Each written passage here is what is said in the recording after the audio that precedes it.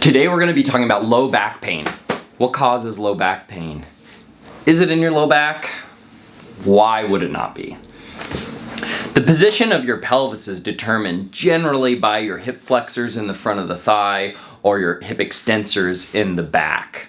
So this is your quadriceps, your psoas, your iliacus in the front. This is your glutes and your hamstrings in the back. And this is simplifying, but this is generally the major problem for people with low back pain. So there's two positions of the pelvis that it could be stuck in posturally, which would indicate that these two issues could be a problem for you.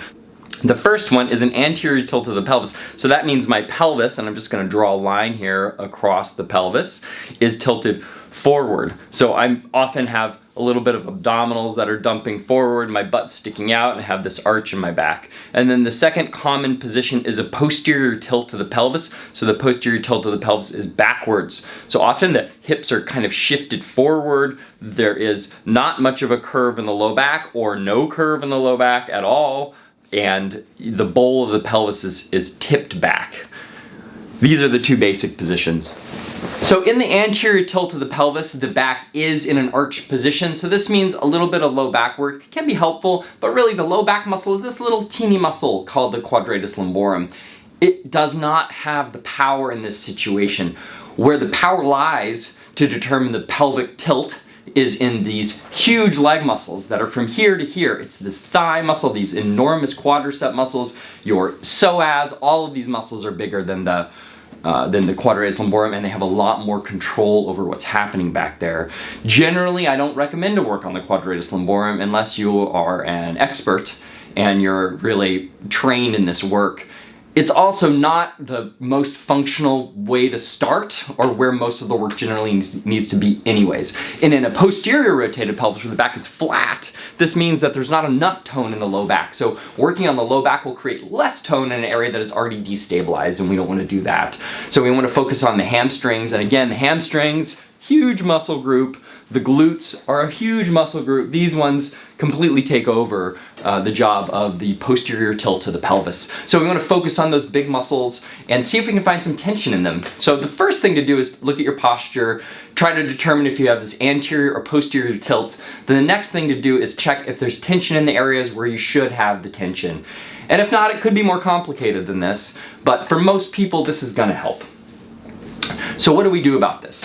The first and most easiest thing to do is stretch. So you can do some quadricep stretches for the anterior tilt. You can do a lunge stretch on the ground. You can do, for the hamstrings, you can do a hamstring stretch where I'm just like reaching forward and leaning forward with my back straight is how I recommend to do this stretch. You can do a gluteal stretch, which is this one. These are all great.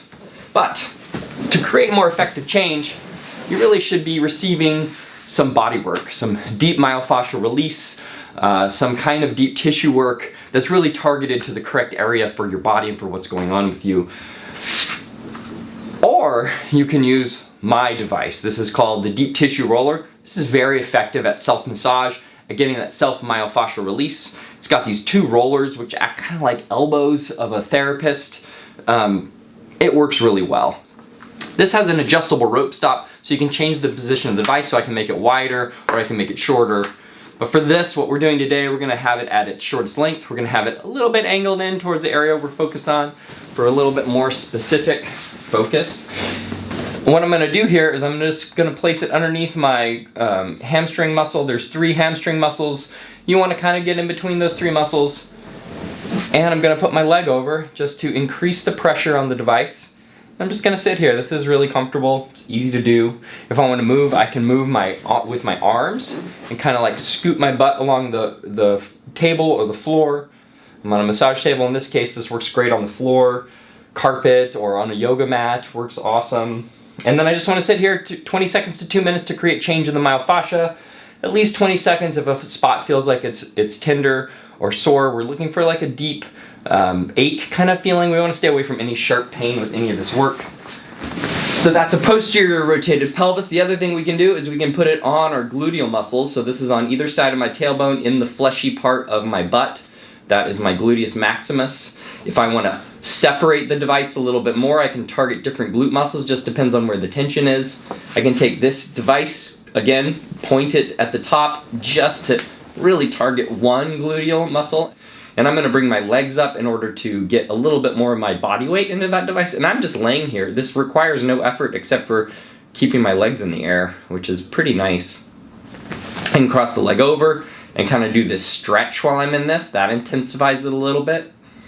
Whatever feels good to you, whatever feels like it's really scratching that itch, that area that is a little bit intense, but also has a good feeling to it. All this should feel good. We don't want to do too deep a work where it's not feeling good anymore. Something might be intense, but there should be some seed of pleasure in the feeling. And if that goes away, you might be hurting yourself. Stop. Sharp pain is bad. Too much pain is bad.